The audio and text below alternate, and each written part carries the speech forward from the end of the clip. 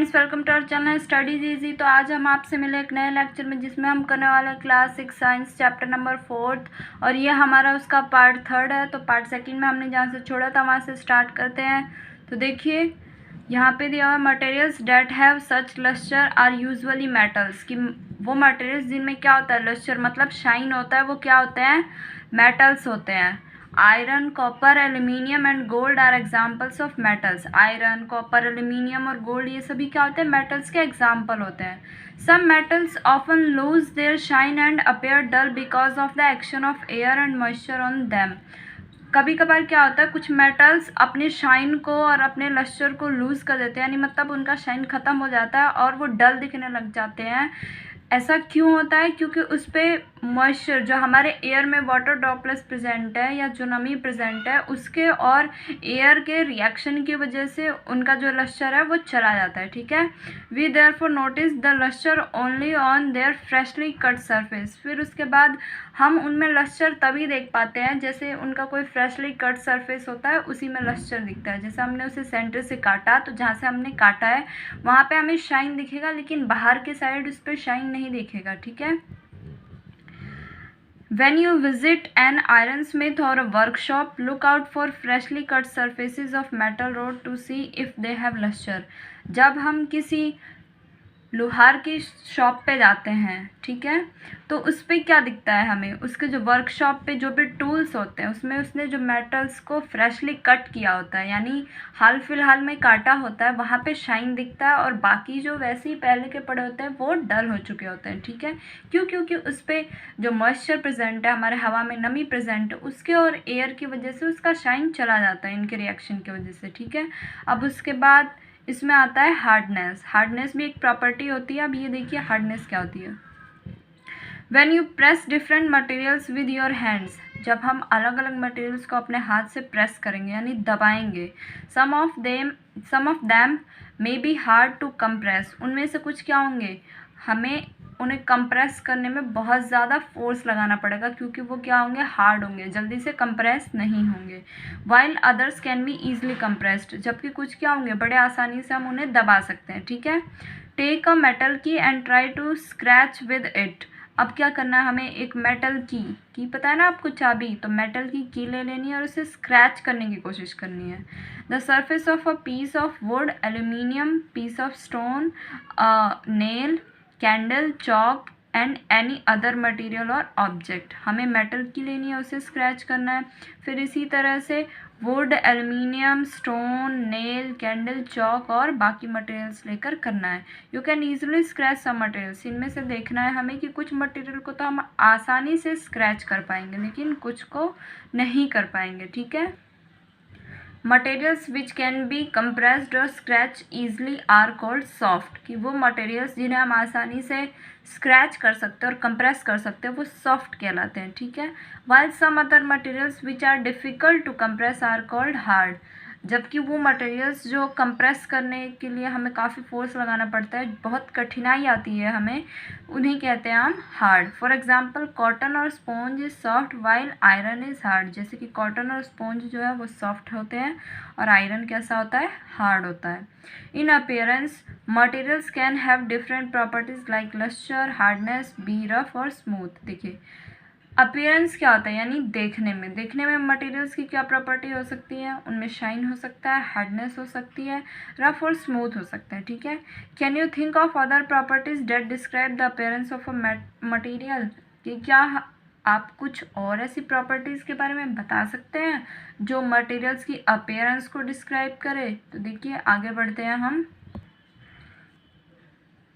Soluble और insoluble, क्या दिया है हमें, सॉल्यूबल और insoluble. Collect samples of some solid substances such as sugar, salt, chalk, powder and sawdust. देखिए हमें क्या करना है, इन कुछ सॉलिड सब्सटेंसेस के सैंपल कलेक्ट करने हैं, जैसे कि sugar, salt, chalk powder, sand and sawdust. फिर 5 हमें क्या कर लेने हैं, ग्लासेस ले लेनी है या बीकर ले लेने हैं। ठीक है, fill each one of them about 2/3 with water. अब हमें उन्हें 2/3 पानी से भर देना है। ठीक है, add a small amount of sugar to the first glass. पहले ग्लास में हमें थोड़ा सा शुगर ऐड करना है। फिर सेकंड ग्लास में सॉल्ट ऐड करना है। इसी तरह से हमें ऐड करते जाना है हर एक ग्लासेस में उन सभी जो हमने सब्सटेंसेस लिए थे सैम्पल्स में, उन सभी को, ठीक है। Stir the contents of each of them with a spoon. उसके बाद क्या करना है, हमें उन सभी को एक चम्मच की मदद से अच्छे से घोल लेना है, ठीक है। Wait for a few minutes. फिर कुछ मिनट का इंतज़ार करना है हमें। Observe what happens to the substances added to water. फिर उसके बाद हमें ऑब्जर्व करना है ध्यान से कि जो सब्सटेंसेस हमने वाटर में ऐड किए थे उनके साथ क्या हुआ, और अपने ऑब्जर्वेशन को नीचे एक टेबल शो की हुई है इसमें लिख देना है, ठीक है। You will notice that some substances have completely disappeared or dissolved in water. हम क्या नोटिस करेंगे कि कुछ सब्सटेंस जो है वो कम्प्लीटली क्या हो चुके हैं, पानी में घुल चुके हैं और गायब हो चुके हैं, ठीक है। We see that these substances are soluble in water. तो जो घुल चुके होते हैं और गायब हो चुके होते हैं उन्हें हम कहते हैं सॉल्यूबल सब्सटेंसेज, ठीक है। Other substances do not mix with water and do not disappear even after we stir for a. और बाकी देखिए कुछ ऐसे सब्सटेंसेस भी होंगे जो ना तो उसमें घुले होंगे और ना ही गायब हुए होंगे, ठीक है। For a long time the substances are insoluble in water. देखिए अगर हम उन्हें लगातार बहुत समय तक के लिए घोलते रहें तब भी वो नहीं घुलेंगे। इस तरह के सब्सटेंसेस को हम कहते हैं इनसॉल्यूबल इन वाटर, यानी ये इनसॉल्यूबल सब्सटेंसेस है किसमें, वाटर में। Water plays an important role in the functioning of our body. Water हमारे बॉडी के यानी हमारे बॉडी जो फंक्शन करता है उसमें बहुत इंपॉर्टेंट रोल प्ले करता है, ये तो आप सभी को पता ही होगा। Because it can dissolve a large number of substances. क्योंकि हमारे बॉडी में कुछ ऐसे सब्सटेंसेस होते हैं जिन्हें वाटर अपने अंदर क्या कर लेता है, डिजॉल्व कर लेता है, ठीक है। Do liquids also dissolve in water. की क्या लिक्विड्स भी वाटर में डिजॉल्व हो जाते हैं। अब इसके लिए हम एक्टिविटी 5 देखेंगे। Collect sample of vinegar, lemon juice, mustard oil और कोकोनट ऑयल, केरोसिन और एनी अदर लिक्विड। ये देखिए विनेगर का, लेमन जूस का, मस्टर्ड ऑयल का, कोकोनट ऑयल का, केरोसिन का और बाकी एक आध और लिक्विड के हमें सैंपल्स इकट्ठे कर लेने हैं। Take a glass tumbler. फिर हमें ग्लास टम्बलर ले लेना है। Fill it up to half with water. अब हम उसमें आधा हमें पानी भर देना है, ठीक है। Add a few spoonfuls of one liquid to this and stir it well. अब हमें क्या करना है, एक चम्मच लेना है उनमें से सैम्पल्स में से और उसमें मिक्स कर देना है। Let it stand for 5 minutes. फिर 5 मिनट के लिए उसे ऐसे ही छोड़ देना है। Observe whether the liquid mix with water. फिर उसके बाद हमें ये ऑब्जर्व करना है कि क्या लिक्विड वाटर में मिक्स हुआ है या नहीं। फिर इसी तरह से हमें सभी लिक्विड्स को क्या करना है, रिपीट कर करके हमें फिर ऐसे ही सबका ले लेना है ऑब्जर्वेशन, ठीक है। तो देखिए यहाँ पे ऑब्जर्वेशन टेबल दी हुई है नीचे। तो अब हम इसके आगे बढ़ते हैं। ये रही ऑब्जर्वेशन टेबल। अब हमें बताना है कि विनेगर मिक्स हुआ था कि नहीं।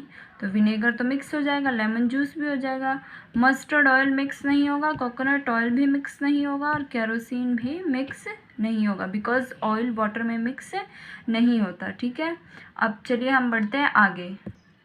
We notice that some liquids get completely mixed with water, some others do not mix with water and form a separate layer when kept aside for some time. हमने नोट किया कि कुछ liquids क्या होते हैं, कम्प्लीटली मिक्स हो जाते हैं वाटर में, जबकि कुछ नहीं होते, और जो मिक्स नहीं होते ना वो अपनी एक अलग लेयर बना लेते हैं उस लिक्विड के ऊपर। जैसे अगर हम किसी पानी में यानी कोई बर्तन ले लिया, उसमें पानी भर लिया, उसके ऊपर से हम उसमें ऑयल ऐड करेंगे यानी तेल डालेंगे, तो क्या तेल पानी के साथ मिक्स होगा, नहीं होगा, वो अपनी अलग लेयर बना लेगा उस पानी के ऊपर, ठीक है। Some gases are soluble in water whereas other are not. ऐसे ही कुछ गैसेज क्या होते हैं, वो भी वाटर में सॉल्यूबल होते हैं जबकि कुछ नहीं होते। Water usually has small quantities of some gases dissolve in it.